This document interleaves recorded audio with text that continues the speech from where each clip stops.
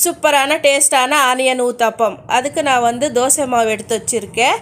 தாளிக்கிறதுக்கு கடுகு, உளுத்தம்பருப்பு, கடலைப்பருப்பு, கேரட் துருவி வச்சுருக்கேன். காரத்துக்கு ஏற்ற பச்சை மிளகாய், வெங்காயம்.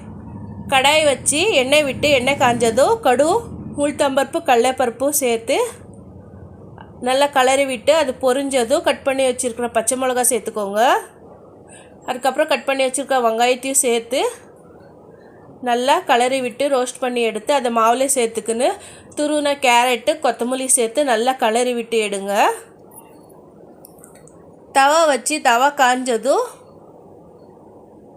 இந்த தோசையை ஊற்றி, உங்களுக்கு பெருசாக வேணும்னா பெருசாக ஊற்றிக்கோங்க. நான் ஊத்தாப்பத்துக்கு தகுந்த மாதிரி சின்னதாக ஊற்றிருக்கேன்.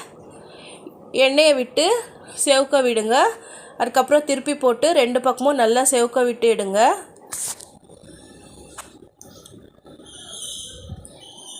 ரெண்டு பக்கமும் நல்லா செவந்ததும் இதுக்கு தேங்காய் சட்னி சூப்பராக இருக்கும்.